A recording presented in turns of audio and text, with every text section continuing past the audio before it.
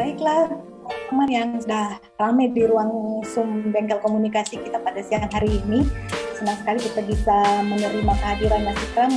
Terima kasih Mas Ikram sudah menyempatkan waktunya untuk berbagi tentang langkah-langkah dan kebutuhan apa saja yang diperlukan dalam menulis artikel ilmiah untuk media populer.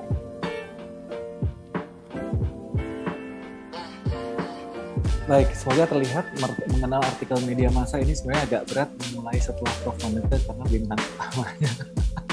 Tadi ini banget ya, perhatiannya ke sana semua, saya harus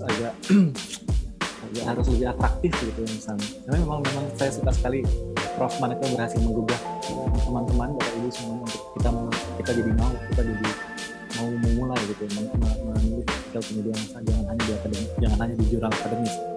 Nah, tinggal mulai, ini sebenarnya pasti sudah banyak yang paham bedanya artikel media massa dengan artikel jurnal, tadi juga beberapa kali sudah dibahas, tapi biar lebih satu frekuensi mungkin saya singkat saja memulainya. Yang jelas adalah yang pertama, jelas beda ya, yang sebelah kiri itu adalah artikel jurnal, artikel yang tadi mengintimidasi dan awam-awam, yang kanan yang membumi, yang kita mau bikin. Pertama terlihat dari judulnya saja sudah beda gitu, di sebelah kiri dan di sebelah kanan itu langsung straight to the point. Yang kanan, riset menemukan mental wirausahawan milenial di Indonesia, sementara artikel aslinya itu judulnya Nascent Entrepreneurs of Millennial Generations in the Emerging Market of Indonesia gitu. Saya singkat saja. Nah, ini pertama soal judul. Untuk judul ini sendiri tadi ada pertanyaan juga, sepertinya susah untuk mencari judul yang cocok gitu kalau kita dari ilmiah ke populer. Ini saya kasih lihat lagi betapa bedanya, maksudnya betapa mudahnya juga sebenarnya mencari judul untuk artikel populer. Ini ada riset yang dilakukan oleh teman-teman farmasi Unpad, Medication Profile and Treatment and the bla panjang. Sementara ketika dibikin jadi artikel populer, kita adaptasi menjadi artikel ilmiah populer yang terbit di The Conversation, itu judulnya adalah biaya pengobatan untuk masalah kesehatan jiwa di Indonesia itu menelan sekitar 87 triliun setahun. Ini dari sini. Jadi bedanya, jadi dari judul juga terlihat langsung straight to the point. Kita tidak ada yang salah ya, maksudnya ini judul yang tepat untuk jurnal. Tapi kalau judul seperti ini kita terjemahkan, kita pindahkan ke artikel populer, itu jadi tidak tepat. Jadi ini masalah beda tempat saja. Kemudian ada lagi artikel judulnya Environmental Study of the Potentially Harmful Elements di Talaga Bodas. Ternyata kalau kita pindahkan ke artikel media massa, ini langsung tanah vulkanik Indonesia mengandung zat berbahaya yang melampaui baku mutu di berbagai negara. Jadi ini juga artikelnya, sebentar mana judulnya? Nah, Integrated Cattle and Oil Palm Production. Kalau di artikel populer langsung menggembalakan sapi di kebun sawit itu bisa mengatasi tingginya harga daging. langsung aja gitu ininya. Ya. Yang terakhir, implosion test of aluminum alloy ring. Ini masalah marine structure, soal jurnal marine structure. Ternyata dia sedang meneliti penyebab remuknya struktur kapal selam. Maksudnya ada baru-baru KM Nanggala yang remuk yang hilang di perairan, kan diduga remuk kan. Jadi ini ternyata penyebab remuknya struktur kapal. Jadi sebenarnya tidak susah kalau kita tahu bagaimana cara mencari judul itu. Tapi nggak apa-apa, kita skip dulu, kita lanjut dulu. Ini bedanya soal judul. Yang kedua, strukturnya jelas. Struktur media massa itu, ilmiah itu seperti piramid, dimulai dari latar belakang, kerangka, metodologi. Ini juga semua sudah paham. Sementara di artikel populer, media massa, kita mulai justru dari angle atau ide utama yang mau kita sampaikan, kemudian apa relevansinya, lalu fakta atau data atau argumen yang mendukung ide utama di atas tadi, baru terakhir penutup. Jadi yang penting-penting justru kita taruh di atas.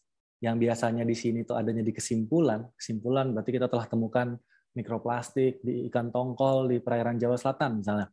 Justru di artikel media massa itu yang kita taruh di atas. Itu sebenarnya dari secara struktur. Ini juga saya singkat saja, nanti kita bisa revisit. Nah, yang ketiga soal bahasa. Ini juga tadi banyak pertanyaan soal bahasa yang sederhana, susahnya segala macam. Kita juga ada perbedaan antara di bidang panjang tulisan. Panjang tulisan di jurnal mungkin berapa? 5.000, 10.000, 15.000 kata. Gitu ya. Di media massa kita umumnya, ini beda-beda, tapi umumnya 800 hingga 1000 kata. Karena juga kita perlu ingat banyak pembaca itu sekarang membaca lewat HP, mungkin bukan lewat laptop lagi, dan di HP itu kan kecil layarnya. Bayangkan kalau 15.000 kata berapa kali scroll tuh gitu. Bisa lost. Jadi kita juga pengen singkat, dan prinsipnya adalah apa-apa yang bisa disampaikan dalam 800 kata, kita sampaikan dalam 800. Jadi nggak perlu nunggu 1000 juga gitu. Nah, yang paling beda sebenarnya dan yang paling penting adalah audiensnya. Audiensnya artikel kalangan ilmiah itu kan memang yang dibaca oleh kalangan ilmiah sendiri. Sementara kalau untuk populer media massa memang untuk dibaca khalayak awam, bukan yang bodoh, tapi yang di luar keilmuan kita. Maksudnya dibaca artikel fisika pun kalau yang baca profesor ekonomi kan belum tentu dia paham. Ya kan, padahal dia profesor juga, cuman karena beda bidang ilmu. Jadi kita di sini audiensnya yang beda adalah ini orang-orang yang di luar keilmuan kita, sehingga tadi bahasanya harus kita sederhanakan, jargonnya harus kita hilangkan, panjang tulisannya juga harus kita kecil persingkat. Ini semua mengikuti sih semuanya karena audiens ini. Nah, sekarang kita masuk ke apa yang kita perlukan, apa kebutuhannya, atau langkah-langkah awal yang kita perlukan untuk ketika kita mau menulis artikel media massa. Justru yang penting dari pertama itu adalah audiensnya dulu. Targetnya siapa? Audiens kita masyarakat awam. Itu belum selesai di situ, Bapak Ibu. Masyarakat awam itu luas. Jadi ada remaja, ada mahasiswa, ada mungkin orang-orang yang baru 3 tahun pertama kerja, atau untuk orang tua yang baru punya anak, kan itu semua bisa kita pilah-pilah lagi ya. Jadi dari awal kita tentukan ini target audiens kita siapa. Apakah yang perlu baca tulisan saya ini siapa? Tulisan saya yang berasal dari riset ini, kalau saya bikin jadi ke media massa, siapa yang perlu baca? Apakah mungkin juga pengambil kebijakan, mungkin juga pemerintah gitu kan. Nah, dari target audiens itu menentukan platform apa yang kita pilih. Kalau memang perlu dibaca oleh orang-orang pengambil kebijakan, mereka bacanya kan Kompas tuh. Kita kirim ke Kompas, ke media nasional. Kalau memang pengambil kebijakannya di tingkat daerah, kita kirim kemana gitu, ke Tribun Jatim, Tribun Jabar misalnya, platform. Atau kalau memang anak muda, kita tulis di Facebook. Nggak salah juga kan, ini kan sekedar platform sebenarnya. Atau kita kirim ke media-media massa anak muda. Platform, target audience dan platform. Dan yang ketiga yang kita perlukan adalah ide utama. Ide utama atau angle. Nah, nanti kita masuk ke pembahasan ini. Yang terakhir yang kita perlukan adalah kerangka atau outline. Ini panduan kita dalam mengembangkan si ide utama menjadi artikel utuh, itu lewat satu step lagi yang namanya kerangka outline. Oh, yang terakhir adalah bahasa sederhana dan bebas jargon. Kalau sampai sini ada pertanyaan, silakan Bapak Ibu. Mungkin ada yang ini. Oh, suaranya saya jadi makin kecil. Sorry, saya gedein dikit deh. Kalau gitu. Belum ada pertanyaan ya. Saya masuk ke masing-masing ini nih. Ada Pak Ikram. Oh, silakan. Tolong diperlambat sedikit. Terlalu cepat. Oke, mohon maaf, saya mantan rapper. Oh iya. Baik, ngomongnya agak pelan sedikit ya. Tapi semoga sampai sini sih sebenarnya yang penting. Apakah ada yang bingung apa yang dimaksud dengan target audiens? Apakah ada yang apa itu platform, apa itu ide utama, apa itu kerangka outline? Minimal semuanya paham ya. Jadi target audiens adalah sasaran yang kita ingin membaca artikel kita. Saya ingin artikel saya, riset saya ini dibaca. Karena riset saya ini menemukan bahwa ikan di Laut Jawa itu sudah mengandung mikroplastik, saya ingin supaya para menteri kelautan misalnya, kalau dia tidak terlalu sibuk, dia baca. Atau saya pengen supaya Pemda membaca, supaya membatasi atau minimal mengecek kadar mikroplastik dalam ikan-ikan yang dijual gitu misalnya. Jadi ada bayangan akan siapa. Kita nggak bisa lempar begitu saja dan berharap semua orang membaca, karena beda-beda. Dan target audience membuat kita juga memilih platform mana yang kita pakai, media mana yang kita gunakan untuk menyebarluaskan artikel atau gagasan kita ini. Ide utama adalah 1 atau 2 kalimat yang kita mau sampaikan di awal. Ini nanti ada pembahasannya tersendiri, ide utama. Kerangka outline adalah panduan kita. Bayangkan kalau kita mau menggambar di kertas A3, kertas A4 lah. A4 kan kecil ya, kertas biasa. Mau gambar gunung dan 2 gunung dan 1 matahari di tengah dan ada rumahnya. Itu kan mudah. Tapi ketika kita disuruh menggambar di dinding yang luas atau menggambar mural atau spanduk, tentu perlu ada panduan. Nanti di sini gunungnya, nanti di sini mataharinya kan gitu kan. Nggak mungkin kita langsung gambar spontan seperti kita menggambar di kertas. Jadi kita perlu ada ancer-ancer atau bayangan bagian-bagian step by step. Itu kerangka atau outline. Dan yang terakhir, karena ini untuk dibaca orang di luar keilmuan kita, maka kita bayangkan akan ada orang-orang di luar keilmuan kita yang membacanya. Kita perlu hilangkan jargon dan kita perlu pakai bahasa yang sederhana.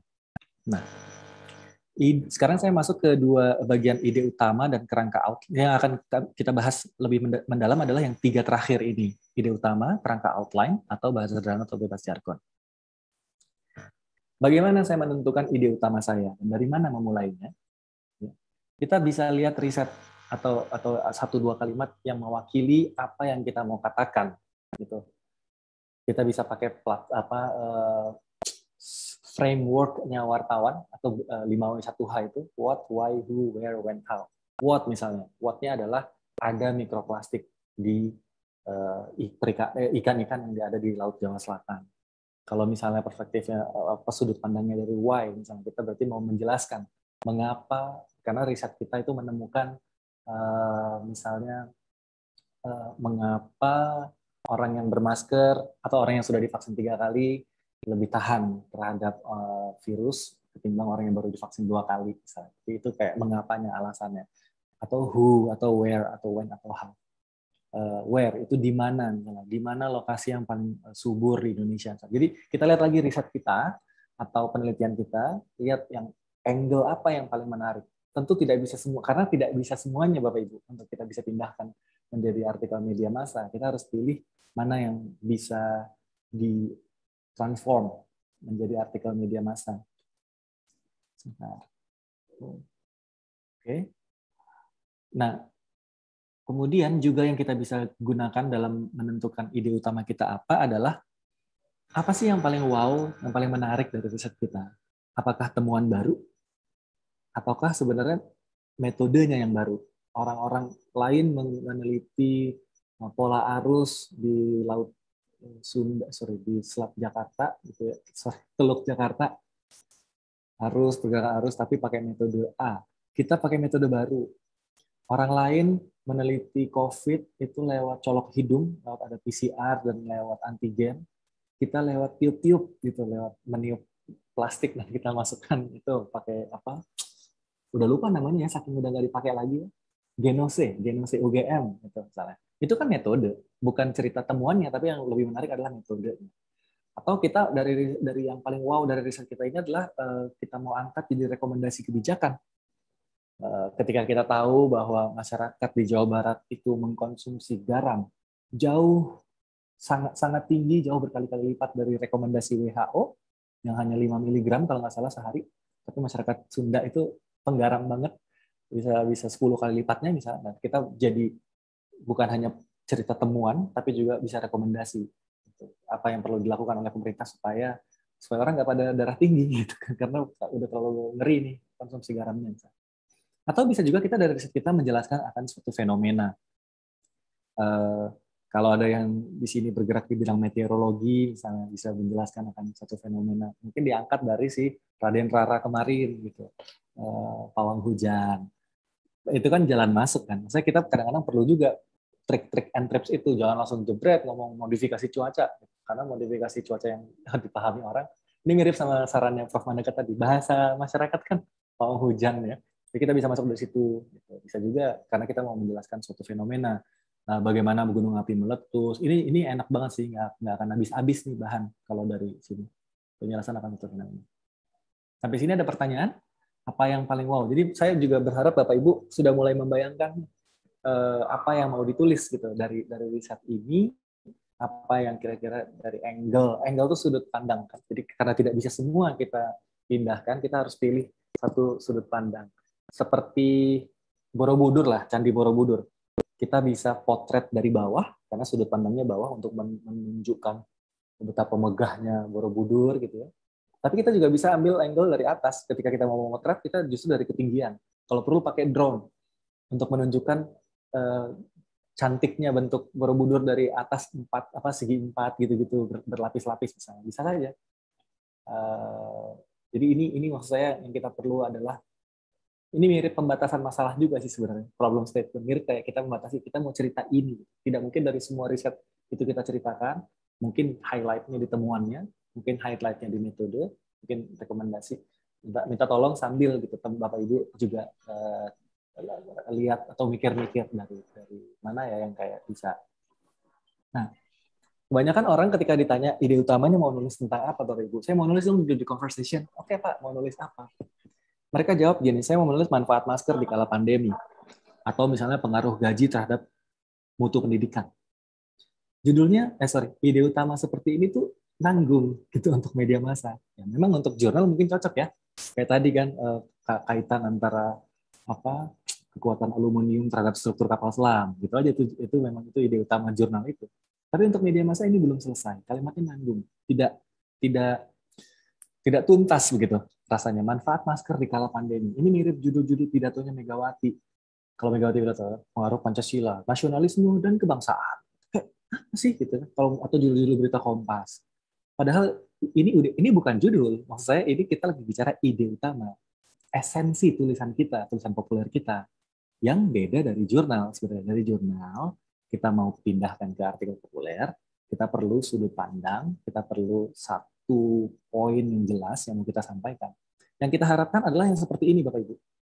Manfaat masker dalam menahan transmisi virus di kala pandemi itu lebih besar dari yang diduga. Ya kan? Atau lebih kecil dari yang diduga. Ini apa namanya imajinasi. Saya bukan berarti 100% akurat, tapi maksud saya dalam menunjukkan bahwa ide utama yang kita perlu adalah yang seperti yang di bawah ini. Yang lengkap. Manfaat masker di kala pandemi, apa manfaatnya? Bayangkan kalau kita ditanya orang, Ikram, apa penelitianmu? Oh, saya lagi meneliti tentang manfaat masker di kala pandemi. Pasti orang yang bertanya itu pasti langsung, terus apa manfaatnya? Gitu kan? Terus apa gitu?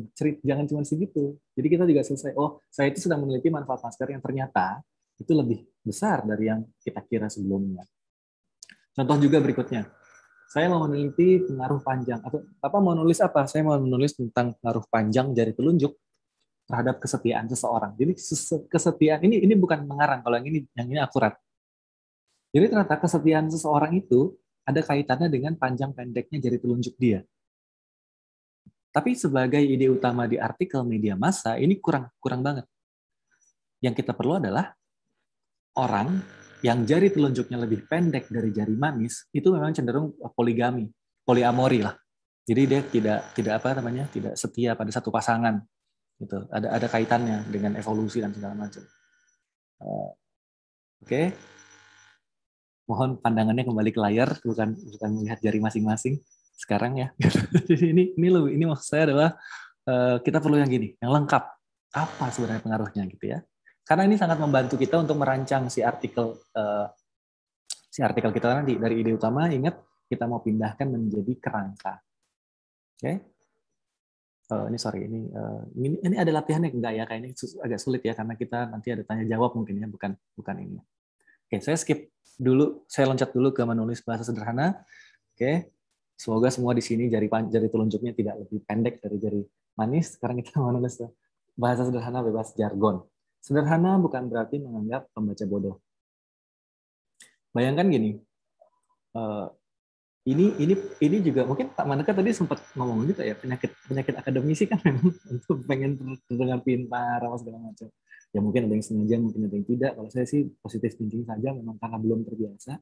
Jadi kita semua orang pintar di sini dan kita punya kalimat partisipan membaca beberapa pernyataan deklaratif yang kebenarannya diafirmasi atau ditolak melalui pembubuhan sebuah kata asesmen yang muncul setelahnya. Kira-kira dari 108 peserta yang ada di ruangan Zoom ini, ada yang mengerti nggak ya? Apa artinya? Apa maknanya? Boleh biar interaktif ya, Mbak Kiko ya, boleh ya satu biar boleh banget. Saya ngomong melulu. Ayo siapa? Ayo siapa yang mau? Mas Ansor, Saud mungkin. Nah, silahkan Mas. Ini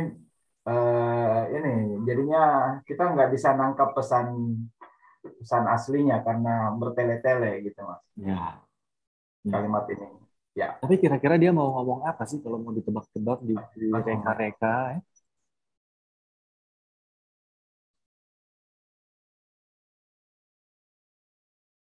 Itu apa sih Mas? Nggak paham. Iya makanya. Saya juga nggak paham, makanya saya tanya sama yang pintar. Terlalu banyak indikasi bahasa jargon di sini. Betul, Ya. bahasa jargon. Jadi Di informasi deklaratif, asesmen. ya, Muter-muter. kalau yang baca bukan di dalam bidang keilmuan yang sama dengan yang menulis, tentu ya lost kayak kita semua di sini gitu. Padahal ini bisa ditulis ulang dengan simple, yakni peserta membaca beberapa kalimat yang masing-masing kemudian diikuti oleh pernyataan. Apakah ini benar atau salah? Jadi mereka dikasih kalimat dan diminta menilai. Ini pernyataan yang barusan itu benar atau salah. Partisipan jadi peserta, oke bolehlah. Sepertinya udah pada paham juga partisipan peserta. Pernyataan deklaratif, ternyata itu bisa kita ganti dengan kalimat yang kebenarannya diafirmasi atau ditolak melalui pembubuhan sebuah kata assessment. Maksudnya itu adalah mohon nyatakan bahwa pernyataan tadi itu, kalimat tadi itu benar atau salah. Saya ganteng, Ikram ganteng, benar salah, salah. Mas Ansor ganteng, benar salah, benar. Gitu. Maksudnya itu begitu, tapi dibikin jadi begini, dibikin jadi seperti ini. Ya, makanya setelah kita bikin jadi sederhana, jadi kesel ya, jadi berapi-api, keluar asap dari kuping. Karena ternyata ya Allah cuman gini aja gitu. Kemudian oke, ada lanjut. Saya kasih contoh satu lagi. Kalau yang ini ada voucher GoPay 200.000 untuk yang berhasil menjawab. Serius? Ya, serius. Asik. Ayo, yang jawab yuk. Minta sama Nadiem Makarim tapi voucher GoPay. Tapi jangan bed. Oke. Ayo, Belum sore. Mas Nadiem ada di grup juga ini. Ya, gimana? Ayo Mas Herman. Ada yang mau coba? Apa nih maksudnya kalau yang tadi partisipan membaca segala macam ini kan bisa kita sederhanakan menjadi ini. Iya. Nah, yang kedua ini juga kita ada sebenarnya kalimat sederhananya, tapi ada nggak yang kira-kira bisa menjawab atau mencoba menerjemahkannya menjadi bahasa sederhana dan bebas jargon? Kalau nggak ada ya saya senang, berarti kan GoPay saya aman ya. Izin. Boleh, Mas? Silakan. Silakan Pak Sulfikar.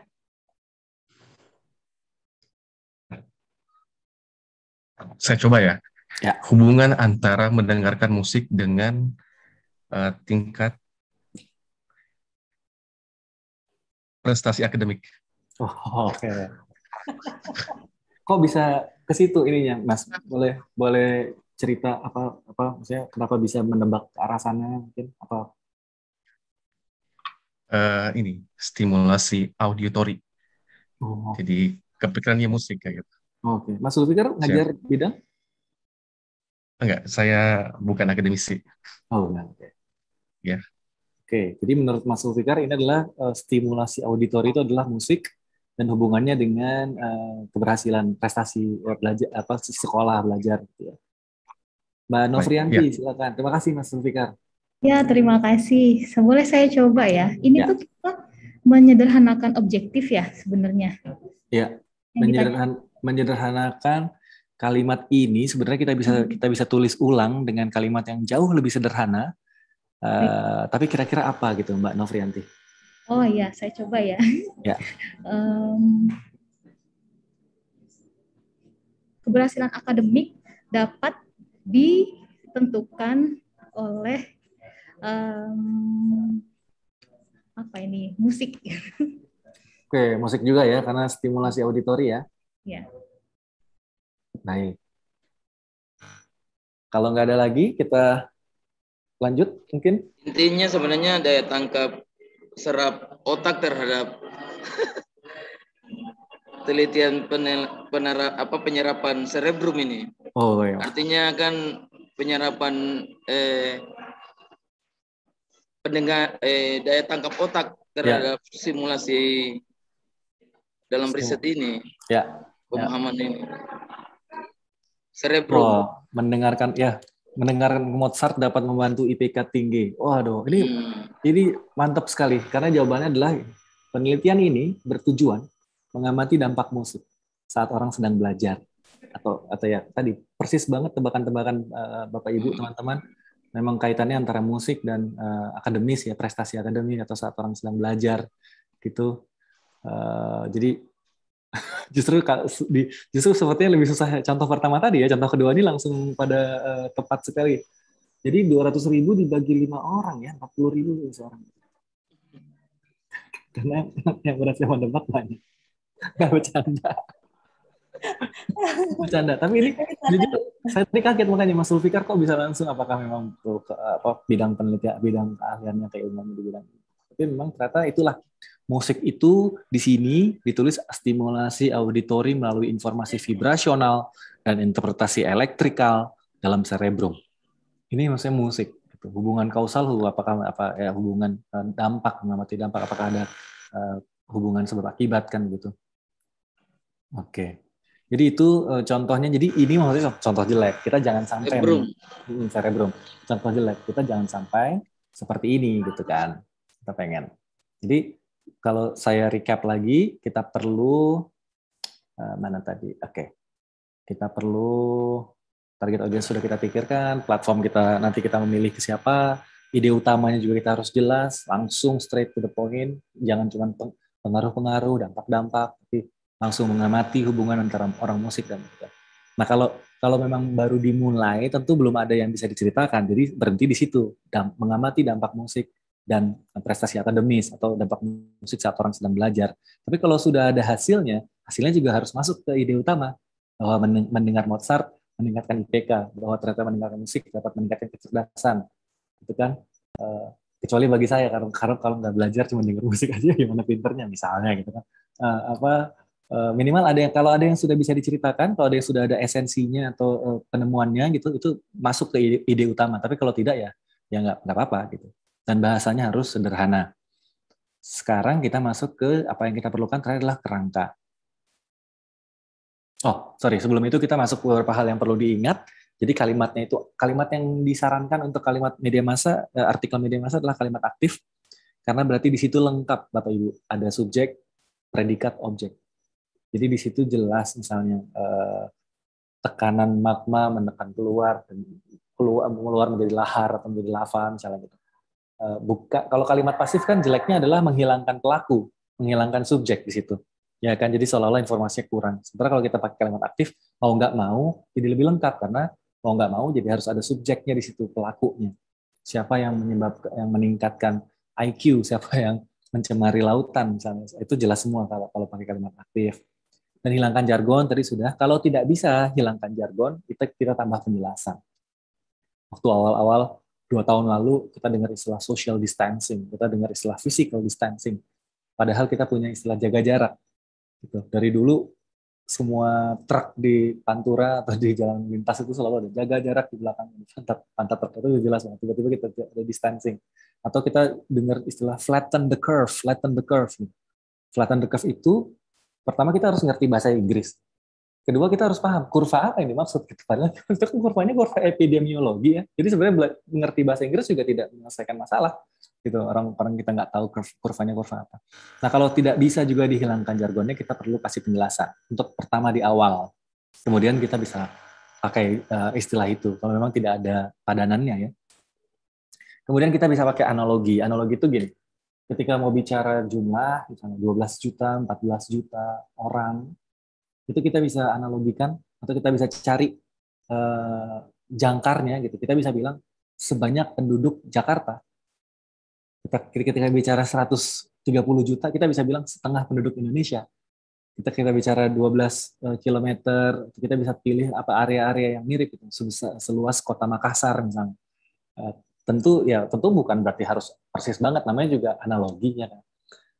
Ketika menjelaskan konsep yang sulit, gitu ya, waktu saya ingat nggak sih waktu benda ini pertama kali masuk Indonesia kan sulit ya menerangkannya. Ini apa gitu. Akhirnya sederhana banget, ini adalah kaca yang ditaruh di mata. Kacamata. Karena kalau pakai bahasa Inggrisnya glasses ya itu beling biasa, kaca biasa, nggak menjawab persoalan gitu. Ketika atau jam tangan, ya ini jam juga tapi ditaruh di tangan. Gitu. Jadi analogi itu penting waktu VCD keluar gitu ya, kita menerangkannya dengan ini sebenarnya CD tapi bisa buat video gitu. Jadi kita juga cari benda terdekat yang dipahami banyak orang. Mungkin berguna untuk Bapak Ibu ketika menerangkan risetnya nanti. Kemudian sederhanakan angka. Ya maksudnya bukan berarti mau menghilangkan akurasi, tapi untuk pertama kita bisa round up ya, atau bulatkan angka itu sebanyak penduduk Jakarta, atau ketika dia angkanya 66, sekian persen, kita bisa bilang hampir 2/3, sekitar 2/3. Itu memudahkan pembaca mencerna soalnya. Oke, nah sekarang menyusun kerangka. Kita udah punya kerangka. Kerangka itu ibarat ini tulisan ini adalah rumah kita. Tentu perlu punya kerangka kan. Nggak mungkin batu bata ini ditumpuk gini-gini aja, kasih kaca, kasih atap, ambruk. Kerangka itu tulang. Nah, setelah kerangka ada juga alur cerita, alur film, alur artikel. Mau bicara apa? Di artikel jurnal inilah dia susahnya, karena artikel jurnal itu sudah jelas alurnya. Dari awal tadi udah pasti background, udah pasti metode, udah pasti kerangka penelitian, udah pasti pakemnya sudah ada. Di artikel populer, alurnya, jalan ceritanya, terserah kita soalnya.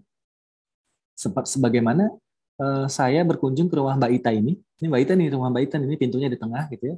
Nanti terserah Mbak Ita mau ajak saya begitu masuk, diajak ke ruangan yang sebelah kiri ini, atau mau diajak ke kanan dulu. Kan lagi ini soalnya tur. Oh silakan ya, ini rumah baru, main-main ke rumah saya, di rumah saya ada ini, diajak berkeliling rumah gitu. Boleh diajak ke lantai atas dulu. Begitupun artikel populer kita, karena ini bukan jurnal ya sama sekali. Ini adalah versi populer dari artikel riset kita kan sebenarnya. Jadi flow-nya itu terserah kita mau dibawa kemana. Mungkin ada bagian yang perlu pindah ke atas, ada bagian yang perlu di bawah. Tapi ini flow cerita kita. Nah, dari 2017 sampai sekarang kami menemukan bahwa ada semacam template atau semacam pola-pola yang bisa kita bisa pakai, Bapak Ibu, supaya memudahkan. Misalnya gini, kita tadi mau cerita soal temuan baru kita. Kita bisa mulai dari pengantar, maksudnya pembuka di awal, 1-2 kalimat pembuka. Kemudian kita langsung bisa masuk apa yang kita temukan. Kemudian setiap temuan pasti punya dampak. Orang dia temuan baru yang tadinya nggak ada, gitu ya, jadi ada. Pasti punya dampak, atau pasti punya manfaat, pasti punya signifikansi. Itu apa kita ceritakan. Jadi, atau kita bisa masuk juga bagaimana prosesnya sampai kita bisa menemukan hal ini. Kemudian kita tutup.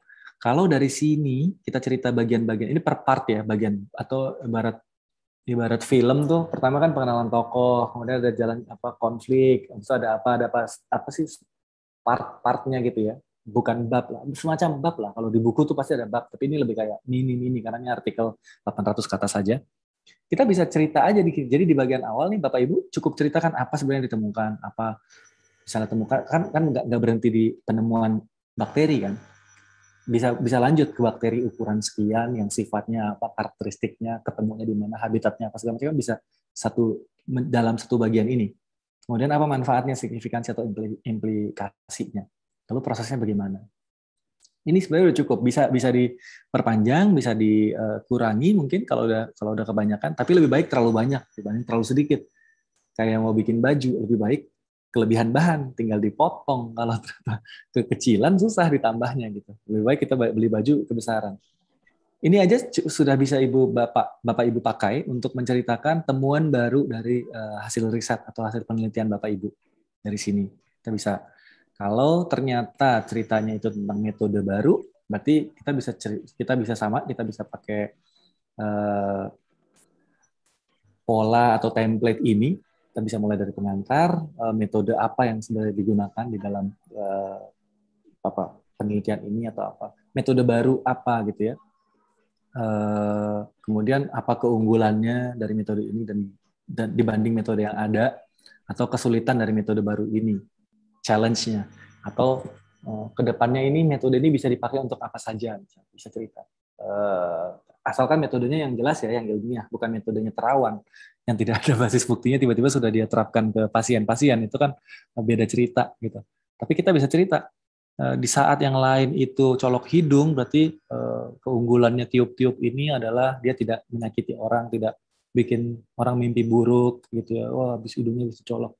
Tapi tentu akurasinya juga lebih rendah, harus diceritakan di artikel ini. Kalau kita misalnya penemu genose. Yang ketiga, rekomendasi kebijakan. Ini enak nih, kalau rekomendasi kebijakan itu mudah. Tinggal cerita aja sebenarnya. Harusnya begini gitu ya. Harusnya ini ceritanya yang ideal, harusnya begini. Harusnya pemerintah tidak kembali ke sekolah. Anak sekolah tidak mulai PTM misalnya harusnya. Kenapa? Karena misalnya baru masuk ke dasarnya. Kenapa bisa ngomong begitu? Mengapa harus demikian? Mengapa lalu kemudian mengapa tidak terlaksana? Harusnya cuti bapak, cuti ayah ketika ibu atau istri melahirkan itu harusnya 2 bulan. Itu yang kita mau bilang. Kenapa? Karena ibu itu selain baby blues ada juga depresi. Baby blues itu yang baru-baru lah, postpartum depression ya kata istilahnya. Itu baru-baru. Tapi setelah itu juga bukan berarti aman. Ada depresi yang kita nggak tahu selesainya kapan. Kemarin yang bunuh anak itu kan juga bagian dari karena depresi kan gitu yang juga itu bisa masuk jadi pengantar. Baru-baru ini Indonesia goncang atau kita sedih mendengar berita ibu membunuh anak kandungnya sendiri karena begini. Karena jadi kita mau bilang bahwa kita perlu 2 bulan untuk mencegah depresi ibu gitu misalnya. Tapi kenapa tidak terlaksana? Karena ya, regulasi ya sebenarnya esensi dari regulasi itu yang lebih perlu. Karena pemerintah orang swasta ini gimana caranya harus tetap bayar karyawan 2 bulan, 3 bulan, sementara orangnya nggak kerja gitu ya, nggak mau rugi lah, pengusaha kan nggak mau rugi sebenarnya, yang regulasi. Atau kita bisa masuk juga contoh negara lain, daerah lain, gitu. Kalau mau, jadi untuk memperkuat argumen. Jadi maksudnya adalah yang mau disampaikan, sampaikan duluan, tidak lantas seolah-olah jumping into conclusion, karena habis itu kita mulai lagi kok, gitu. Kita hanya mulai dari angka 5, tapi habis itu kita mulai kok dari 1, 2, 3, 4. Gitu. Jadi kadang-kadang akademisi juga gitu. Dulu saya waktu jadi reporter, kadang nggak sabar. Pak, ini harusnya bagaimana?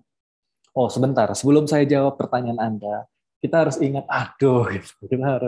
Kita ini lama banget nih saya mau. Ini kan deadline, ya kan? Editor udah nungguin. Orangnya ngomong setengah jam. Nanti kemudian saya ketik, jadinya 2-3 kalimat, orangnya bete, kok yang dimuat cuma segitu? Ya karena yang saya mau tahu hanya di bagian itu aja, Bapak yang ngomongin kepanjangan, pakai latar belakang misalnya. Gitu. Tapi, jadi nggak salah sebenarnya nanti kalau teman Bapak Ibu sedang diwawancara media gitu ya misalnya, itu bisa dipakai. Sampaikan saja dulu, nanti kemudian kita ulang kok. Tenang, kita akan sampaikan dasar atau basisnya. Yang terakhir kita mau menjelaskan suatu fenomena, ini juga mudah. Ada ceritanya misalnya fenomena sekarang, apa sih misalnya kita lihat anak-anak tuh makin muda makin cepat menikah gitu misalnya. Anak-anak muda kok semakin banyak yang cepat menikah sekarang, fenomena apa ini gitu misalnya. Terus kita ceritakan latar belakangnya fenomena. Ya kalau yang ini mungkin nggak mesti riset kita sendiri, kita bisa pakai rujukan-rujukan dari riset-riset yang sudah ada misalnya, bisa juga kan. Mungkin untuk yang ini atau dari riset kita itu kita juga bisa menjelaskan tentang satu fenomena. Jadi kemungkinan ada banyak dari satu riset, tidak ada satu pola yang tepat gitu ya, tapi minimal ada satu yang Bapak Ibu bisa pikirkan dari sekarang, saya kira-kira mau cerita apa sih dari riset saya atau penelitian saya atau gagasan saya ini sebenarnya yang paling mirip yang mana. Yang enak sebenarnya ini rekomendasi, karena kita juga jadi menyumbang khazanah ya ke pemikiran atau ke diskusi publik atau ke apa, ini juga mudah. Tapi kalau yang simple, ini juga bisa cerita dari riset kita, apakah temuannya atau metodenya. Sampai sini apakah ada pertanyaan? Ada cukup banyak pertanyaan sih Mas Ikram. Oh iya, sorry. Silakan ya kita. Ada Mas. Ya silakan. Ada contoh-contohnya enggak? Minimal tulisannya Mas Ikram. Oh, karena saya bukan akademisi, saya tidak menulis jadinya, Mas Ansor ya, Mas Ansor. Jadi saya nggak menulis. Mana pertanyaannya ya? Apakah kita mau masuk ke pertanyaan dulu, Mbak Kiko, atau gimana? Materinya masih cukup panjang kah? Enggak, sudah cukup. Sudah selesai. Ya, sudah cukup. Inilah yang kita perlukan. Jadi sebagai wrap up, tentu setelah ini kan sebenarnya tinggal berlatih kan. Setelah saya memandu, kalau teman-teman Bapak Ibu mau memulai menulis ke artikel media massa, tadi sudah tahu apa pentingnya, apa yang harus dihindari, apa filosofinya tadi dari Pak Maneke. Kalau saya yang praktisnya, pragmatis bahkan. Yang pragmatis adalah langkah pertama adalah lihat siapa yang mau kita tuju. Misalnya sebenarnya utusan kita ini perlu Itu contoh yang dipublish di The Conversation Indonesia. Baik, habis ini saya contohkan. Jadi lihat lagi artikel kita, riset kita, ketika misalnya riset ini, gitu, dia cerita soal ini agak luas sebenarnya, maksudnya agak makro, karena dia bicara soal schizophrenia, bipolar disorder, depresi, ini semuanya masalah kesehatan jiwa kan. Nah dari sini kita cari yang paling menarik, yang paling wow untuk audiens awam adalah apa? Ternyata itu soal duit. Ini yang bikin tuang gitu. Jadi ini yang kita angkat di awal. Yang mungkin di artikel jurnalnya ini terpendam di bawah karena memang jurnalnya sendiri tidak menyoroti soal besaran biayanya kan. Tapi kalau untuk awam kita bisa masuk, dan yang paling susah itu mendapatkan perhatian pembaca ini juga sih. Ini tricky ya. Maksudnya ini juga perlu gitu. Kita bukan mau clickbait, tapi kita cari apa yang bisa mencuri perhatian. Tahu nggak sih kalau udah soal uang tuh orang langsung kayak 87 triliun ya gitu. Baru ini tetap sama gitu. Ini pengantarnya. Nah, di sini baru riset saya dan kolega. Karena dia sedang cerita temuan kan. Ibu Irma Meliani Puspitasari ini sedang bercerita tentang temuannya beliau et al. Kawan-kawan bahwa ini ternyata sekian. Cerita ongkosnya mahal gini cerita. Ini mirip sama template yang pertama tadi. Maaf, mana tadi template-nya? Ini di mana, Mas? Tulisannya dimuat? Di The Conversation. Saya share ini ya. Ini Yeah. artikel media masanya. Ini artikel, aslinya. Artikel jurnalnya. Ini jurnalnya, ini versi populernya. Dan kalau di artikel The Conversation, karena kami online, kami bisa pasang hyperlink. Jadi ini di bagian sini nih, di riset saya dan kolega. Ini kalau kita klik Langsung masuk ya? Ya akan kembali ke ini. Kalau orang baca dan orang mau sitasi, ya yang ini yang disitasi, jangan yang tadi. Kalau yang tadi kan bukan artikel ilmiah soalnya kan. Gitu. Tapi minimal jadi bisa memperluas jangkauan. Gitu. Kalau yang ini kan hanya dibaca berapa? Ada yang tahu nggak nih kira-kira di download berapa kali? Mana ya? Yang mana, Pak? Yang ini, yang medication profile ini. Ini dibaca 63.000. 63.000 ya. Ada tuh. Ya, ada 63.000. Sementara kalau artikel versi populernya ini,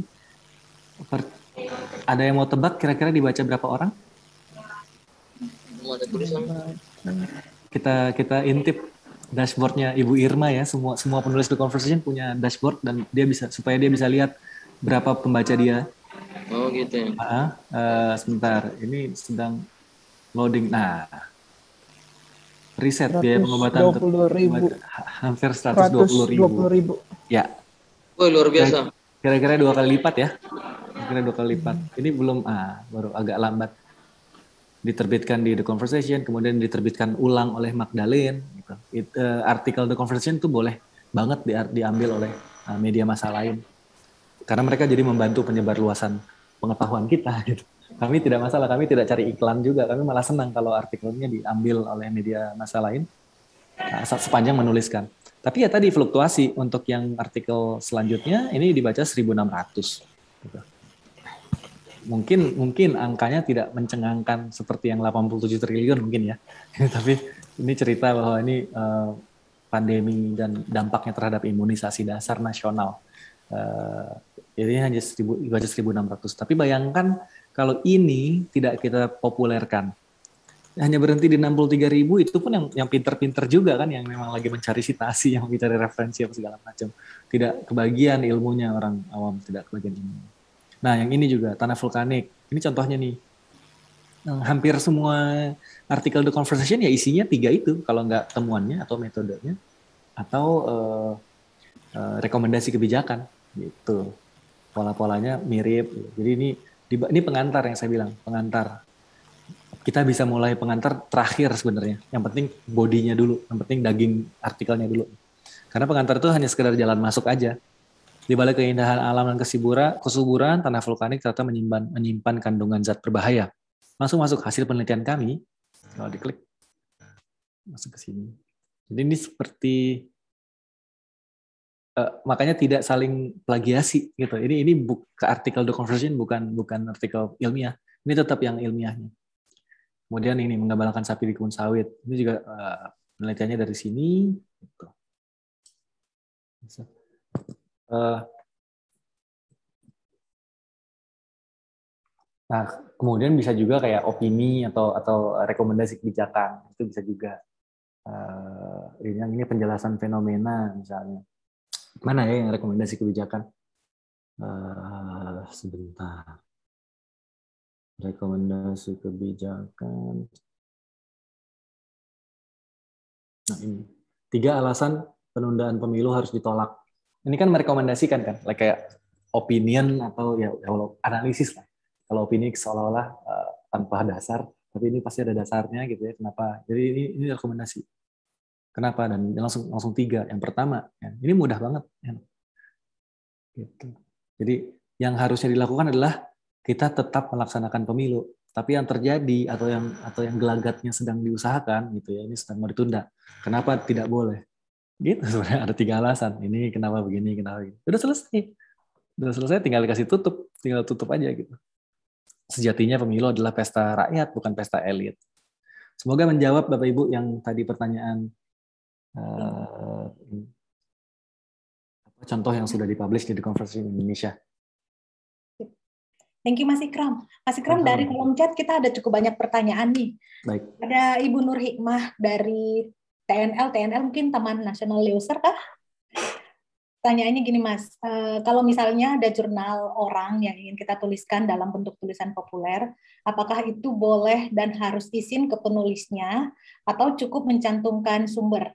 Misalnya jurnal Flora tentang Papua yang sayang kalau orang-orang tidak tahu. Baik, untuk artikel populer tidak, tapi jadi kita nggak perlu bilang lagi ke orangnya saya izin kutip, gitu. Kita cukup seperti ini, kita tulis saja. Bagaimana penegasan Cheryl Saunders, guru besar hukum, gitu, yang dikutip oleh Susi Dwi Haryanti, yang berjudul Konstitusi dan Konstitusi Indonesia. Karena enaknya media online adalah orang bisa langsung klik dan merujuk ke artikel yang dimaksud, gitu.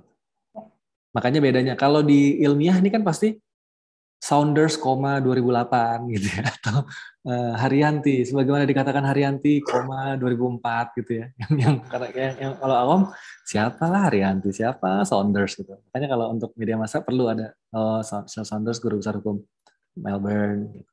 Ini pun perlu karena ini hubungannya sama ini untuk memperkuat argumen bahwa menunda pemilu itu melanggar dan melecehkan konstitusi. Jadi tidak menjawab pertanyaan, tidak perlu izin dulu, gitu. Cukup sepanjang memang kita kutip dengan akurat, gitu ya. Dan ini orang bisa baca apakah benar. Jadi maksudnya kita tidak memelintir juga, gitu. Apakah orang bisa cek langsung. Ini sebagaimana dikatakan Susi Dewi Haryanti. Kemudian orang lihat sumbernya terus, Haryanti nggak ngomong gini, yang dimaksud ini salah nih, gitu. Kan bisa juga kita juga jadi malu. Maksudnya kalau salah sembarangan kutip, gitu. Itu enaknya online. Dan semuanya digital juga, semuanya serba ada ininya, ada catatannya, jejaknya gitu. Tadi menjawab ya pertanyaannya ya, Ibu Nur Hikmah. Pertanyaan yang berikutnya Mas Ikram dari Nur Almarwah, dari UIN Alauddin Makassar. Kalau menulis topik tertentu pada media, apakah jadi pertimbangan juga background akademik dari penulis atau profesi penulis dalam kesesuaiannya dengan artikelnya? Ya, tentu iya. Terutama di The Conversation. Sebenarnya ini balik ke kebijakan masing-masing redaksi, gitu. Yang kita cari adalah ada istilahnya otoritas. Jadi humaniora, sastra, itu Pak Maneke tuh, gitu. Udah pasti itu namanya tuh bunyi, gitu ya. Karena kalau tidak itu jadi yang aneh-aneh bisa gini. Kalau saya profesor fisika, bukan berarti saya bisa ngomong macam-macam juga kan. So, kita nggak mau jadi Ihsanuddin Nursi lah, yang ekonom, tapi cerita soal radang otak yang ditimbulkan oleh termogan. Kan itu ngawur luar biasa ya. Tapi dampaknya gede banget. Sehingga semua satpam sekarang kalau meneliti memeriksa suhu jadi di tangan. Itu dampak tuh. H-indeksnya mungkin nggak seberapa tuh. H-indeksnya Pak Nursi mungkin nggak seberapa, mungkin masih ada yang lebih tinggi. Tapi bicara dampak di kehidupan nyata, itu contoh dampak tinggi banget itu Kak Nursi itu. Orang ekonomi, dia ngomong di channel YouTube-nya Helmi Yahya, bilang, ya, tapi ini bagian ini bisa dihapuskan nanti di rekaman. Poinnya itu loh, kalau kita nggak periksa betul orang ini apa keahliannya dan dia bicara apa gitu, kan nggak cocok ya takutnya. Itu nanti akhirnya tahun 2022 kalau bicara soal IT, orang masih ingat Roy Suryo. Itu kan malu ya, maksudnya bukan malu, malas banget ya. Oh dia bukan pakar IT, dia komunikasi kok gitu ya. Gitu masa tahun 2022 masih Roy Suryo lagi. Karena yang beneran, yang maksudnya yang pakar IT beneran tidak mau masuk ke situ, panggungnya jadi direbut oleh orang-orang ya yang seperti itu, maaf gitu. Nah, makanya kami di The Conversation usahakan betul, walaupun dia pakar atau profesor atau segala macam, kita tanya apakah ini misalnya soal temuan penelitian. Kita tanya juga apakah ini penelitian Bapak. Kita pengennya sih yang meneliti itu yang cerita sebenarnya, tapi kalau tidak pun nggak apa-apa. Tapi kalau memang dia kata profesor astronomi menjelaskan riset terbaru tentang lubang hitam gitu, ya itu masih bisa lah. Tapi yang kita cari otoritasnya tadi. Cocok nggak dia ngomong gitu? Jangan sampai dokter hewan misalnya cerita soal COVID awal-awal gitu, yang itu dia teman-temannya segeng sama terawan mungkin nggak apa-apa gitu. Dia pergi dokter hewan, dia bukan epidemiolog gitu misalnya, kan agak takutnya bahaya. Jadi bukan mau elitis, tapi ini lebih ke soal tanggung jawab supaya media itu menghadirkan narasumber yang tepat bagi audiens kita, karena kita juga mau memandu masyarakat kan untuk dapat pengetahuan dan bisa bersikap gitu soal rekomendasi tadi juga. Kita usahakan betul yang cocok Mbak Kiko sama ininya. Sip. Nah, pertanyaan ketiga Mas Ikram dari Wahyudin dari Blue Forest. Nah, tulisan yang diterima di The Conversation apakah hanya berdasarkan pada penelitian yang telah diterbitkan terlebih dahulu pada jurnal ilmiah atau mungkin bisa tulisan yang baru gitu? Bisa yang baru sepanjang ada yang bisa dirujuk. Jadi yang kami perlukan adalah sesuatu yang bisa diklik untuk orang baca aslinya, gitu. Karena tadi ya saya sedang meneliti gini, kita udah mau ceritakan, itu bagus banget, kita malah senang, nggak usah nunggu sampai selesai kan sebenarnya. Atau kita ada riset 2 tahun, 3 tahun, ada preliminary finding atau kayak apa yang udah bisa diceritakan, bagus banget kalau bisa diceritakan sebenarnya. Tapi tadi ya mungkin kita bisa upload ke Google Drive misalnya, nanti kita itu jadikan acuan. Yang penting kami ingin menyajikan sumber aslinya juga ke pembaca kami supaya mereka bukan nggak hanya berhenti di situ. Siapa tahu ada yang sejalan sedang mau ke arah sana juga, gitu ya, dan ingin kolaborasi atau nanti ada calon donor penelitian dan segala macam. Jadi minimal mereka tahu mesti kemana ininya gitu. Keren. Jadi ya walaupun masih sedang berjalan penelitiannya boleh ya. Boleh banget. Sepanjang kami disediakan tadi sumber primernya. Yang lebih juga ke pertanggungjawaban kan, soal transparansi juga, ini yang sedang dikerjakan. Sip. Terus pertanyaan berikut yang keempat tadi ada MIK ya, pajar. Nah, tujuan penelitian untuk mengetahui, sorry. Selanjutnya dari Citra Desi. Izin bertanya ke Kak Ikram, penggunaan analogi kan mempermudah audiens memahami informasi yang sulit, tapi rentan dengan miskonsepsi. Gimana kiat-kiat mengatasinya? Ya memang. Jadi cocok logi loh. Ya kadang-kadang ya kita lihat juga cocok nggak sih kalau kita cari analoginya seperti itu, gitu kan? Bisa dites karena gini, yang dicari bukanlah analogi yang keren atau analogi yang gimana gitu. Kita cari analogi supaya memudahkan. Kita tujuannya adalah memudahkan. Kalau ini memudahkan, memang akurasi, nanti orang bilang itu nggak apple to apple apa segala macam. Akhirnya maksudnya gini, nanti diskusi kita jadi ke situ. Malah perdebatannya mencari analogi yang paling pas. Padahal analogi itu bukan tujuan. Analogi itu hanya alat, hanya sarana untuk kita bisa menjelaskan konsep lah kepada seseorang ini gitu. Kalau kita tes ke tetangga atau ponakan atau anak ya, konsep-konsep menceritakan konsep analogi kita tes gitu ke anak kecil, mungkin kalau dia paham ya sudah. Akurasi memang kadang-kadang dalam mencari analogi itu, makanya nanti ada editor yang akan ngecek juga. Ini kayaknya terlalu stretching nih. Dan yang kadang-kadang juga terlalu teliti soal itu adalah teman-teman peer ini sesama itu bukan itu. Kami pernah dikoreksi misalnya stunting itu bukan cebol gitu.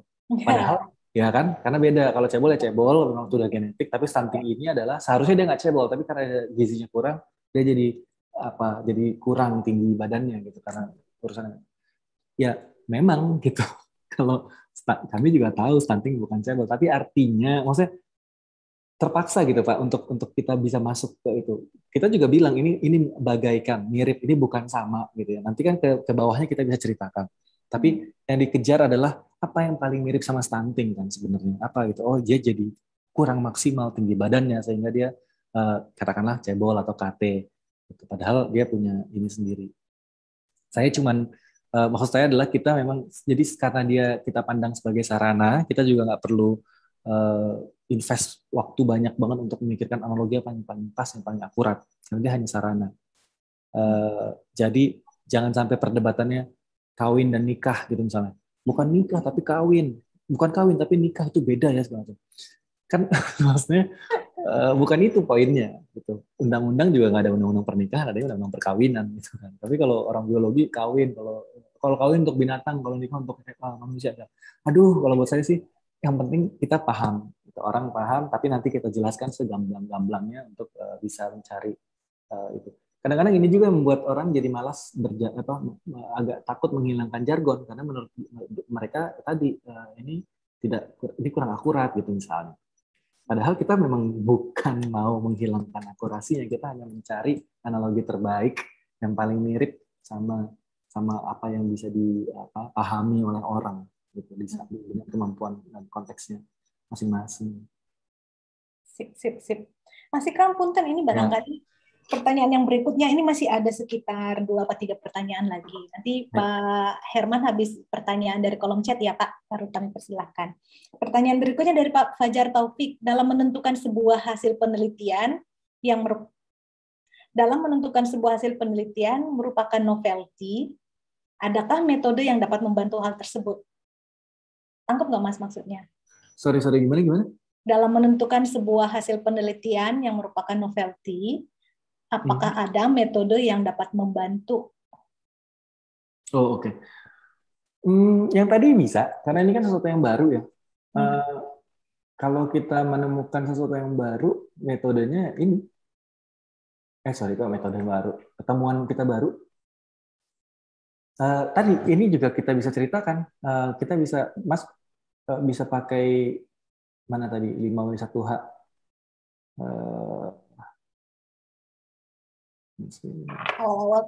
Ini apa temuan barunya? Lalu mengapa dia bisa dibilang baru? Gitu, misalnya. Siapa pihak-pihak yang akan terdampak sama? Ini enak banget. Pertanyaan-pertanyaan ini akan sangat membimbing kita untuk bercerita lebih jauh sebenarnya. Di mana lokasi temuan barunya ini? Gitu ya. Kapan ditemukannya atau kapan dia muncul? Gitu. Lalu bagaimana bisa terjadinya si temuan baru ini? Bagaimana kita bisa menemukan? Pakai cara apa kita menemukan temuan baru ini? Itu bisa jadi bisa mengalir. Kadang-kadang kan kita kalau disuruh cerita bingung yang mau cerita apa, tapi karena udah ditanya, dipancing, jadi tinggal jawab, tiba-tiba jadi deh gitu artikelnya. Ini yang temuan baru.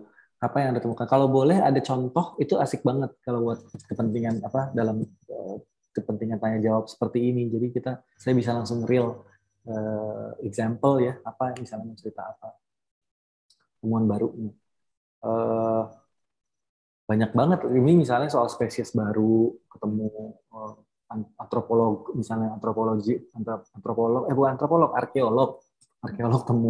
ketemu fosil-fosil baru segala macam. Hanya karena menemukan jejak dinosaurus, tiba-tiba signifikansinya adalah kita jadi tahu bagaimana dinosaurus itu berjalan. Banyak banget kan, jadi kayak temuannya sendiri memang kalau cuma cerita saya habis nemu A ya selesai, tapi kan kita bisa cerita lebih banyak apa nih artinya, eye opening kan atau game changing gitu, sebenarnya temuan kita ini yang tadinya nggak ada jadi ada. Kayaknya itu pola-pola yang kita bisa gunakan, apalagi novelty, apalagi kebaruan. Novelty maksudnya kebaruan kan ya? Iya, kayaknya novelty maksudnya seperti itu mungkin. Oke, lanjut. Kalau gitu dengan Pak Sulfikar, jumlah sitasi dalam satu tulisan ilmiah populer optimalnya ada nggak, Mas Ikram? Atau mungkin ada maksimal minimalnya? Kalau di conversation ada nggak batasannya? Tidak. Okay.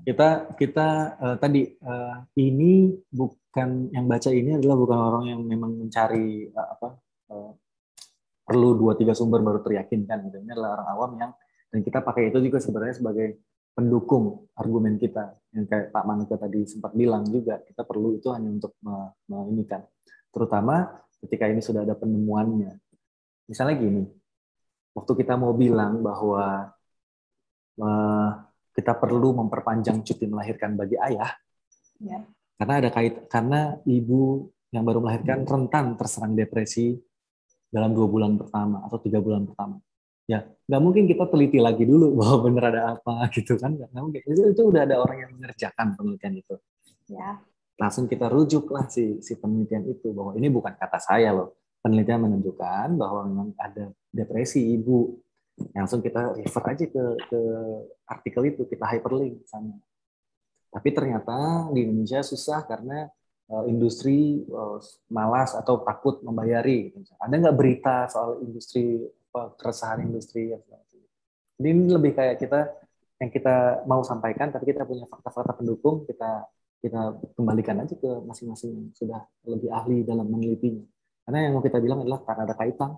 Dan kita lihat kebijakan ini hanya 2 hari, kalau nggak salah 2 atau 3 hari. Wah, ini kurang sekali kan? Kita perlu sampaikan itu, dan kita perlu data pendukung. Sip. Nah, ini pertanyaan dari Kang Bugi, dari teman saya nih, Mas Ikram. Mas Ikram, berdasarkan, bukan pertanyaan sih, sepertinya pendapat ya. Mas Ikram, berdasarkan pengalaman saya, orang di luar bidangnya boleh juga menulis ilmiah populer, sepanjang ada tulisan atau jurnal yang menjadi acuannya dan disebutkan sumbernya. Hal lain adalah biasanya peneliti aslinya malas menulis ilmiah populer karena kredit poinnya kecil.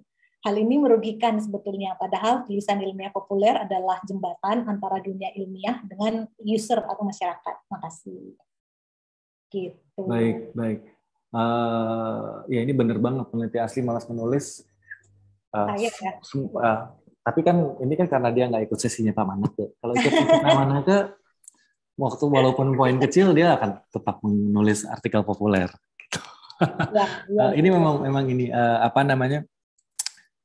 saya bukan bilang tidak boleh orang di luar bidangnya, tapi sebaiknya gini lah. Maksud saya akan beda otoritasnya tadi ketika bicara memang bayangkan kalau misalnya gini, seminar digital parenting misalnya, parenting di era digital, bagaimana mengasuh anak, yang ngomong pakar digital marketing, atau yang ngomong pakar psikologi pendidikan anak misalnya, atau yang ngomong psikolog keluarga misalnya, saya nggak ngerti istilah psikolog klinis misalnya. Tentu ada spesialisasi, tentu ada, bukan berarti digital marketing itu tidak oke, tapi kalau dari kita sebagai awam, kita mau dengar yang mana nih gitu ya. Spesial, kayak mirip dokter juga, semua orang tuh sudah punya spesialisasinya masing-masing atau expertise-nya masing-masing. Ini juga yang selalu kita tekankan ke teman-teman S3 yang sedang kuliah di luar negeri, claim your expertise. Teman-teman IT, harus diklaim balik, jangan Roy Suryo. Mungkin Roy Suryo bisa ngomong IT, mungkin dia juga nggak ngawur gitu, tapi kan ada yang lebih kompeten gitu di bidang itu gitu. Ada yang lebih kompeten cerita soal radang otak, bukan ekonom gitu misalnya. Kalau di The Conversation itu kami encourage banget orang yang memang menulis sesuai bidangnya. Walaupun ada beberapa bidang-bidang yang bisa diceritakan oleh semua orang ketika bicara soal pendidikan tinggi atau pengajaran di pendidikan tinggi, itu semua dosen sebenarnya berhak. Nggak mesti pakar pendidikan. Karena kan kita semua dosen, kita semua praktisi, kita semua mengalami beratnya mengajar, BKD lah, ini itulah, harus dikejar Scopus lah, itu mungkin bisa lah, ya kan? Tapi ada area-area yang memang kita perlu spesifik orang-orang yang memang expertnya di bidang itu. Ya tadi balik lagi soal parenting, semua orang tua sebenarnya berhak ngomong parenting. Tapi kalau dia ngomongin parenting di era digital, maksudnya tergantung orang lagi balik mau denger yang hanya parent atau yang benar-benar psikolog misalkan. Kembali kami lebih memilih untuk agak menjaga kesesuaian antara expertise penulis dengan hal-hal yang dia tulis. Oke. Di beberapa tempat boleh banget. Kalau soal pendidikan tinggi, pengajaran, keresahan dosen, itu semua dosen more than welcome. Curhatnya bisa itu. Oke. Ya. Mungkin tergantung topiknya ya, Mas Ikram, Tergantung dan topik. juga kebijakan redaksi lah. Dan karena memang ya kompetensi itu kan dengan tulisan akan berhubungan dengan kredibilitas ya. Ya. Oke. Untuk mengenali malas menulis ilmiah populer, yang kita kejar sebenarnya komunikasi sainsnya pada akhirnya. Maksudnya komunikasi bukan hanya tulisan, tapi minimal Bapak Ibu kalau mau memulai dari video juga bisa. Tapi nanti mungkin untuk topik lain ya, public speaking, video TikTok, video Instagram, di Facebook mulai cerita-cerita gitu ya. Pada akhirnya nanti jadi artikel ilmiah populer pun hanya yang keren ini yang lagi kita bahas sekarang. Sebenarnya kan salah satu sarana juga. Yang penting kita maunya semangat menyebarluaskannya gitu. Betul banget itu adalah jembatan antara atau yang menjembatannya antara jurang antara dunia akademis dan masyarakat tadi. Ya. Sip. Jangan sampai mendiscourage aja lah gitu. Jangan. Tidak. Nah, kita ke Pak Herman dulu mungkin sebelum ke Pak Wawan Kurniawan, Ibu Levina dan Pak Aminullah. Silakan Pak Herman. Ya, makasih Ibu Kiko. Kedengaran ya? Kedengaran Pak. Ya, makasih Pak Ikram. Kesempatan yang kedua ini bertanya. Sangat menarik jika memang sebuah artikel ilmiah bereputasi ataupun apapun namanya artikel ilmiah bagi akademisi itu bisa diangkat menjadi artikel ilmiah populer. Itu sangat menarik Pak Ikram. Hanya nggak kedengaran ya? Nggak, maaf pertanyaannya gimana Pak? Maksudnya sangat tadi yang saya bilang sangat menarik bagi akademisi yang telah mau menulis ya sebuah karya ilmiah populer di media massa. Ya. Nah, hanya yang jadi persoalan kita ketika media massa itu merupakan media massa cetak. Kalau online mungkin gampang ya, ada rujukan yang bisa cepat kita dapat. Artinya kita menglinkkan langsung dapat tulisan sumber. Nah, tapi kalau dia dihadirkan dalam media cetak, itu nanti modelnya seperti apa gitu. Nah, penulisan ilmiah populer bagi seorang akademisi dari hasil riset atau penelusuran riset orang lain atau karya-karya ilmiah yang lain. Nah, itu pertama, Mas Ikram. Nah, mungkin ini karena masih pengembangan teori, belum praktek ya. Mungkin besok baru kita praktek ya, Ibu Kiko ya. Kali ini kita nggak ada praktek sih Pak. Nanti tidak ada praktek. Kita akan buka sesi khusus lagi buat teman-teman yang serius. Ya Mas Ikram ya? Betul. Ya. Teman-teman yang serius kita akan buka sesi khusus nanti bisa daftar di sana. Kita yang lebih... tadi ada undangan chat di presensi tadi itu. Ya, betul. Ya, semoga kita bisa dalam grup itu nanti diskusi lebih banyak dengan Mas Ikram nih. Siap. Karena syarat penulisan kan cuma berapa tadi Mas Ikram? Kita inginnya 800 sampai 1000 kata.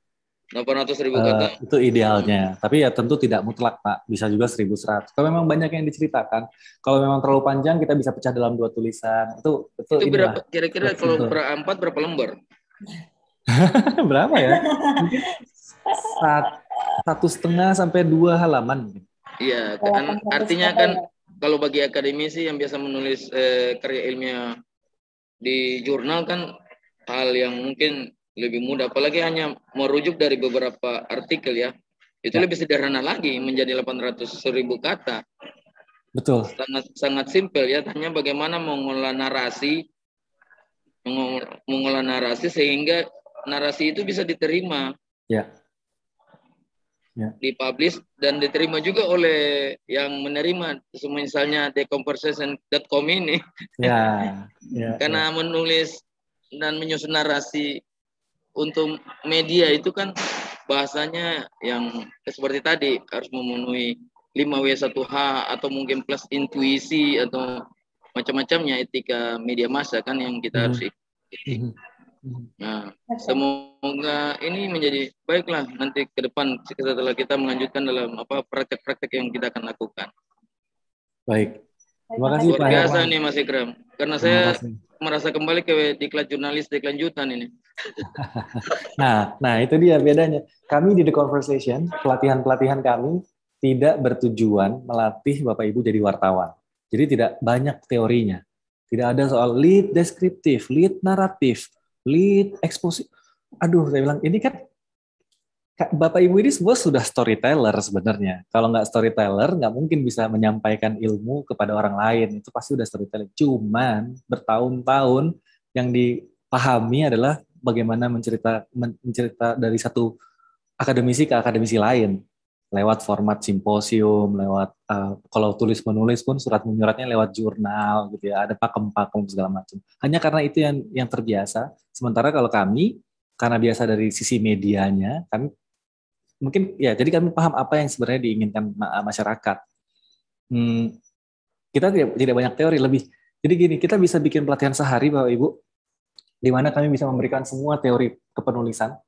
Bisa, tapi kami lebih suka Bapak Ibu datang dengan masing-masing sudah tahu mau menulis apa, nanti di akhir hari itu sudah ada bentuknya minimal. Minimal udah ada kerangkanya, kerangka rumahnya. Nanti kan tinggal dikembangkan, udah tahu, oh di sini pintunya, di sana jendela, di sana nanti dapur nih, di sini nanti ruang tamu. Maksudnya di sini, di area sini saya sudah tahu mau cerita apa. Temuan saya tulis aja semuanya. Di bagian saya cerita manfaatnya semuanya. Di sini saya cerita soal apa yang harus dilakukan pemerintah. Sudah tahu areanya gitu. Tentu itu lebih baik jalan sendiri. Misalnya kita tidak perlu ketemuan untuk itu kan. Jadi di pertemuan itu nanti tinggal kalau masing-masing peserta sudah tahu mau menulis apa, buat saya itu lebih menarik karena nanti selesai di jam 5 sore itu udah ada kerangkanya. Nanti kita ketemu mungkin seminggu lagi atau 2 minggu lagi untuk membahas progres. Nah, Mas Ikram, saya stuck bagian ini nih.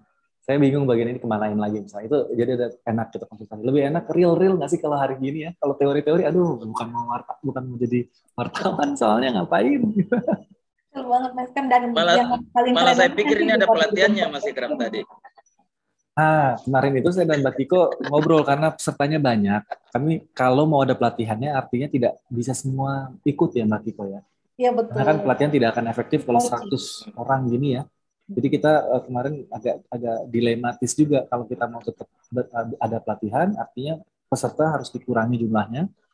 Tapi sementara akhirnya kita pikir kita buka aja seluas-luasnya supaya makin banyak lagi yang dengar Pak Maneke. Supaya Pak Maneke itu, karena itu ininya kan bintang utamanya, biar makin banyak lagi yang dengar Pak Maneke. Ya udah, tinggal kita nanti cari waktu yang lebih ke exercise. Lebih ke exercise. Karena kalau tidak dimulai juga percuma, latihan 2-3 hari percuma kalau tidak mulai. Dan mulainya itu bisa sendiri sebenarnya. Naik sepeda kan, sekarang sudah tahu kan apa-apa yang harus dilakukan, ini stangnya, ini remnya, ya cobalah mulai gitu. Kalau nggak mulai ya nggak jadi. Kalau saya lebih tertantang untuk menerjemahkan atau mentransformasi gagasan, pengetahuan, riset, apa yang ada di para knowledge producer ini untuk kita kemas ulang. Saya bagian kemas. Kami bagian pengemasan supaya cakep, supaya anak-anak mau gitu.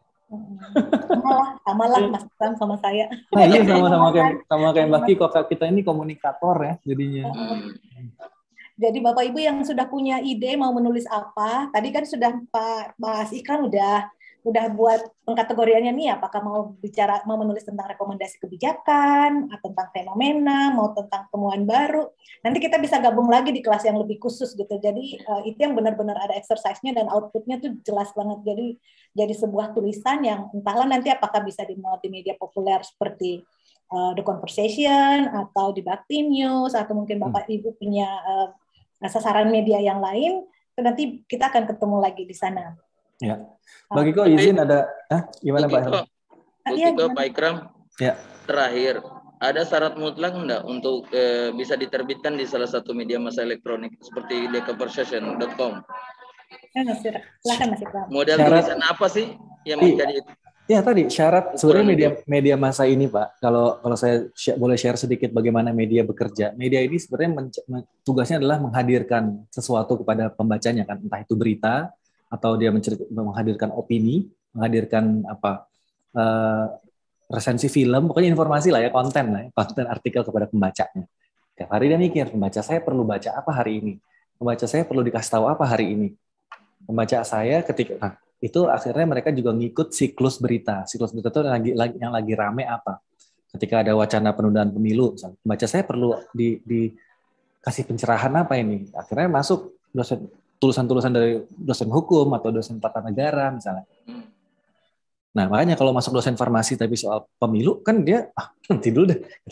Karena ini dia mikir yang sepanjang masih ada yang lebih cocok. Jadi gitu. Itu satu. Tapi juga dia bisa memprediksi ke depan. Ketika nanti misalnya ini sekarang udah tahun 2022. Di 2023 itu misalnya kurikulum seperti apa yang jadi kadang-kadang juga ada ruang untuk kita bervisi-visi menjadi visioner gitu ya. Jadi pada akhirnya sebenarnya yang mereka pikirkan adalah pembaca mereka. Nah, kalau di The Conversation spesifik, saya nggak bisa cerita untuk Kompas atau Tempo untuk media lain. Kalau di kami sebenarnya karena kami hadir memang untuk menjadi platformnya para akademisi, basically semua kami muat. Jadi sepanjang tadi ada dasarnya, apalagi dari risetnya. Yang membuat Bapak Ibu tulisannya mungkin agak terhambat, mungkin kalau ditolak tadi ada pemberitaan atau tidak, mungkin lama segala macam. Itu biasanya load kerja. Ini sebenarnya rahasia perusahaan, saya nggak boleh cerita-cerita. Ini sebenarnya load kerja. Kami dapat artikel banyak. Kan kami kita kan menulis bersama Pak Herman. Kalau di The Conversation itu kami tidak perlu terima tulisan jadi. Bapak Ibu cukup idenya saja tadi. Makanya idenya perlu jelas kan. Jangan cuma cerita manfaat masker karena editor tuh baca banyak ide yang mana yang menarik. Kalau cuma sekedar berhenti di situ takutnya editor kurang nangkep dan jadi ditolak. Padahal harusnya bisa dibikin lebih spesifik, lebih menarik. Nah, di situ nanti kalau udah oke, kirim draft, nanti diedit bersama. Ketika editor mengedit, Pak Herman bisa lihat bagian mana yang diedit, bagian mana yang hilang, bagaimana yang ditambah atau digeser ke atas ke bawah. Semua bisa lihat riwayatnya. Terakhir, Pak Herman harus approve hasil editan itu supaya kita bisa terbitkan. Itu bedanya dengan media lain. Kalau media lain, tadi juga ada soal pembacanya. Kalau yang online ini yang dibacanya banyak. Kalau Kompas itu karena dia pembacanya juga kalangan A gitu ya, dia juga pengen yang topik-topiknya itu agak-agak nasional juga, yang agak-agak future, seperti itu. Selera editor. Pak Ikram, kalau memang seluruh perguruan tinggi mau menulis di theconversation.com kan tinggal kita MOU aja. Pinjam linknya masuk di website kampus. Bisa Pak Herman. Nanti kita ngobrol-ngobrol ya. Kalau boleh nanti saya akan minta database pendaftar atau peserta nih supaya nanti kita bisa tetap keep in touch. Saya minta izin ada satu pertanyaan sebenarnya yang Ibu Kiko, kalau izin terakhir. Email dengan nomor HP-nya Mas Ikram kalau memang dia bersedia taruh di ruang chat. Siap. Makasih. Boleh banget. Terima kasih. Terima kasih Pak Herman. Mas Ikram mau baca yang mana, Ibu Levina kah? Iya, ada yang japri nih ke saya itu mana tadi? Bagaimana izin dan royalti dan monetize yang terjadi ketika yang saya Ibu Irma. Nah, kami tidak membayar Ibu Irma. Maksudnya tidak memberi honor kepada Bu Irma. Dan Bu Irma pun tidak membayar apa-apa gitu ke The Conversation. Semua penulis tidak membayar apa-apa ke The Conversation untuk tulisannya terbit. Nah, dan kami tidak terima iklan. Artinya hasil artikelnya Bu Irma tadi juga tidak dimonetize. Ketika itu dimonetize ke Kompas, diterbitkan oleh Kompas, oleh Tempo, media-media lain yang memonetisasi, nah itu bilangnya ya, Bu Irma tidak bisa protes juga gitu. Karena ini memang dari awal kita cerita bahwa menulis di The Conversation itu ada kemungkinan di-republish di tempat lain. Nah, dengan plus minusnya gitu. Plusnya adalah kita jadi masuk ke Kompas. Maksudnya pembaca Kompas jadi bisa baca tulisan kita. Tapi minusnya adalah Kompas mungkin bisa mendapatkan keuntungan finansial karena dia terima iklan. Dan kita nggak kebagian apa-apa. Jadi ada plus, ada minusnya. Kalau menurut saya lebih baik ya nggak apa-apa gitu karena Kompas perlu bahan bakar untuk bisa tetap bereksis ya, untuk bisa tetap menyebarluaskan pengetahuan kita. Kalau nanti mau nulis lagi langsung ke Kompas, baik Kompas cetak atau media lain yang nanti mendapatkan honor, ya silakan. Kami juga senang gitu ya. Fine-fine aja, yang penting menyebarluaskan pengetahuan. Seperti itu Bu Levina. Jadi kita nggak. Nah, lain ceritanya kalau terbit di Kompas kemudian terbit lagi di Tempo, itu mereka bisa marah. Karena Bu Levina udah kirim tulisan ke Kompas, dapat honor. Itu artikel jadi milik jadi milik Kompas.